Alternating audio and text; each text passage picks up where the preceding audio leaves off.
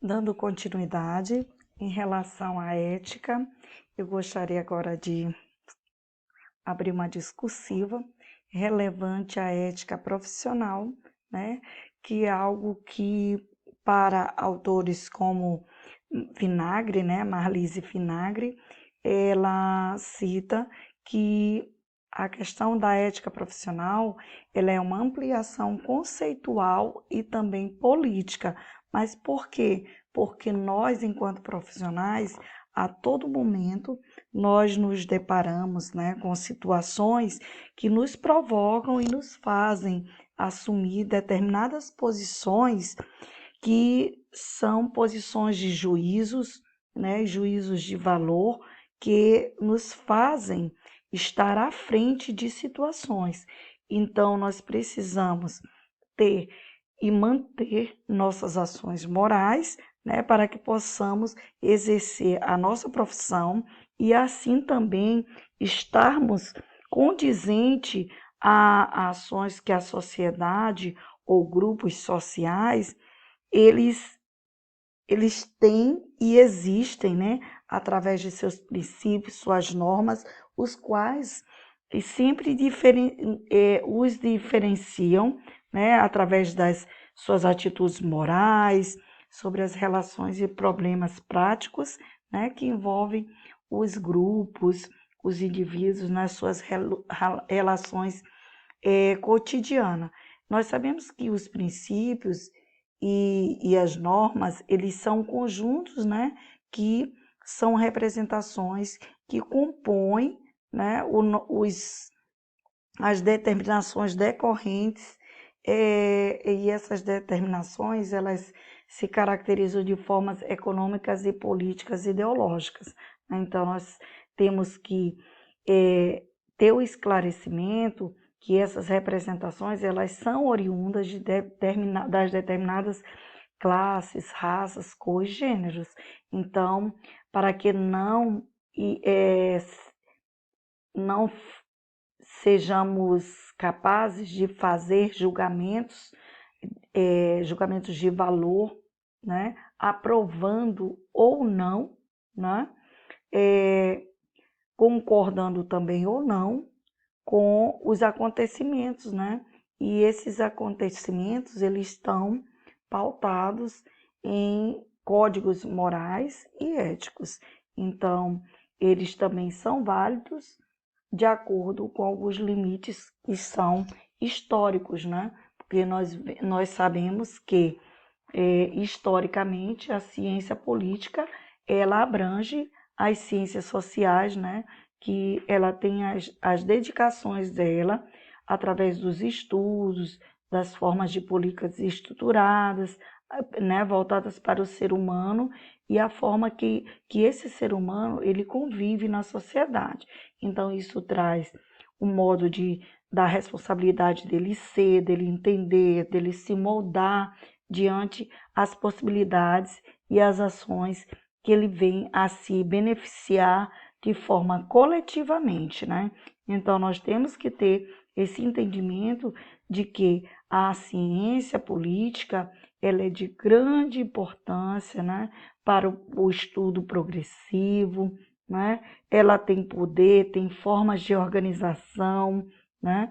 Já dizia lá Aristóteles e Platão, com amplas expressões para nós em relação à questão da ciência política, né? De forma que ele só contribui para esse processo da construção da ciência política de forma respeitosa, né?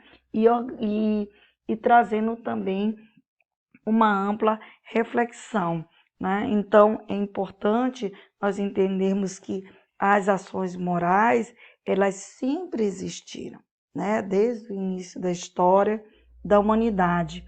E nos traz já uma preocupação em que devemos entender sobre essas questões das ações morais, que elas são embasadas na filosofia, né?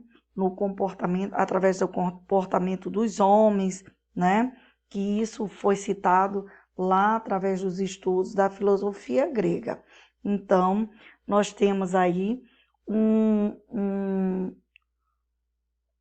um conhecimento, ou melhor, uma contradição de classe, né, que nos traz no presente momento da conjuntura brasileira, que chamamos de crise, né, crise de projetos de transformação social, né, que traz para a nossa ética muitos debates, como, por exemplo, a questão da corrupção, a corrupção da política, né, da politicagem. Então, nós precisamos discutir de forma ética essa questão da política e da politicagem, o que é benéfico, quais são suas reflexões, seus embasamentos, né? E nós temos aí vertentes que nós não vamos nos estender aqui nesse momento, mas é preciso nós aprofundarmos sobre essa questão da ciência política, em discutir a política, a politicagem, de que forma que essa politicagem ela venha causar reflexões negativas, né, para as políticas públicas, para as políticas sociais, no âmbito da assistência social. Então, nós precisamos ter a ética como um princípio norteador do nosso agir, tanto humano quanto profissional. Então, isso é muito importante, porque se nós temos essa absoluta e válida ética, é algo que nós temos de observar, que aí nos caracterizamos como um ser livre, né? Capaz de desenvolver, ter opção de marcar ou de inspirar valores que trazem daí também algo que nós chamamos de liberdade, né? Liberdade através de uma visão ótica. Isso é muito importante, né? Na verdade, essa questão da liberdade, ela é um direito, né? Uma opção que nós temos como valor, né? A liberdade, ela traz significantes determinantes para o ser humano em relação à visão de mundo, a visão de como o indivíduo ele tem que ser, ele precisa ser na sociedade para ele garantir os seus direitos, né? E nós sabemos que Drummond já dizia para nós que as leis não bastam, né? Nós precisamos ser éticos para poder manter ou garantir os nossos direitos, tanto como sujeito, tanto como profissional, né? Nós temos as nossas diretrizes, como já foi discutido anteriormente, e que nós estamos respaldados, primeiramente, através do nosso Código de Ética de Assistência Social, de assistente social, né? Do assistente social, desculpa. Nós temos também, em relação a essa questão do Código de Ética, a questão da criação dele, né? Que ele traz um processo de construção, né, para a nossa profissão, capaz de influenciar a nossa doutrina social, que era uma doutrina de igreja, né? Mas todos nós sabemos aqui que passamos por um processo de reconceituação, e o nosso Código de Ética também, ele foi reformulado, né? Nós tivemos vários códigos em 1947, 65, 75, 86, né? Então, só por aí nós temos aqui uma percepção de quanto que o nosso código ele já evoluiu, né? E o assistente social ele deve se embasar no Código de Ética para que ele possa, assim, ele ser um profissional interventor com base nesses princípios, né? No sentido de alcançar o bem-estar ao homem e a justiça social. Então, fica bem claro, né, que temos uma necessidade de nos embasar no Código de Ética, porque ele foi elaborado ao longo de um processo bastante representativo, né? No momento de ampla discussão de todos os estados, né? Foi um engajamento muito grande, né, através do Conselho Federal do Serviço Social, que é o Cefes, né, para que ele traga em si contextos amplos capazes de revisar os valores, né, que são os valores da conjuntura, né, digamos, do nosso movimento de trabalho. Então, isso é muito importante nós termos esse entendimento. Então, para dar continuidade, nós vamos discutir sobre a questão dos direitos humanos, né? Porque se nós falamos de tantos direitos, tanta liberdade, né, adquiridos através da ciência política aqui discutido, nós precisamos discutir literalmente sobre a questão dos direitos humanos, porque desde antes estamos citando sobre que as leis não bastam, né? Então, buscamos outros mecanismos, né? E sabemos que a Declaração de Direito Universal ela é tão embasadora quanto a nossa Constituição Federal, né? E de que se trata a Declaração de Direitos Humanos?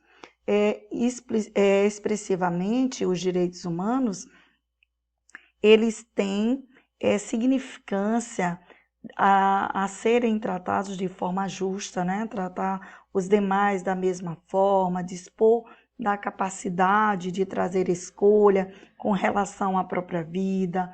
Os direitos humanos, eles se baseiam em direitos básicos que são universais, como, por exemplo, aqui citado, a saúde, a educação, a igualdade, a liberdade, o trabalho, a vida, né, a autodeterminação, como demais. Aqui nós vamos, sejamos breves, né, em relação aos direitos e liberdades civis, os quais nos dá direito à vida, à proibição de tortura e escravidão, né, direito à não discriminação. Nós temos 5 artigos que respaldam a questão dos direitos e liberdade civil. Também dos direitos legais, nós temos o direito à presunção de inocência, a um processo justo, a não ser preso ou detido arbitrariamente. Nós temos aqui o artigo 6, 7, 8, 9, 10, 11 e 14, os quais compreendem esses direitos legais, né? Que é o direito ao reconhecer como uma pessoa perante a lei. Vamos aqui ser breve, né? Também sobre ninguém ninguém sofrerá detenção, prisão ou exílio arbitrário, né? Que isso é muito importante. Os direitos sociais, né? Que nos dá direito à educação, construir e manter uma família, direito à recreação, direito à saúde, né? Que aqui estão alguns dos pilares da Seguridade Social, que estão respaldados no artigo 12, 13, 16, 24 e 26 da Declaração de Direitos Humanos. Também nós temos os direitos sociais, né?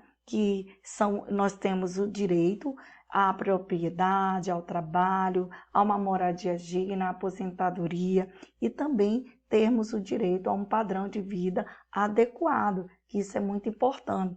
Estamos respaldados nos artigos 15, 17, 23, 22, 23 e 25. Nós temos aqui também os direitos políticos, que são expressivamente o direito a participar do governo do país, o direito de votar, direito à união pacífica, liberdade de expressão, crença e religião, respaldado nos artigos 18, 19, 20 e 21. E também os direitos culturais e da solidariedade, que nos dá o direito de participar da vida cultural do grupo, ou seja, da sociedade como um todo. Estão respaldados no artigo 27, 28, 29 e 30.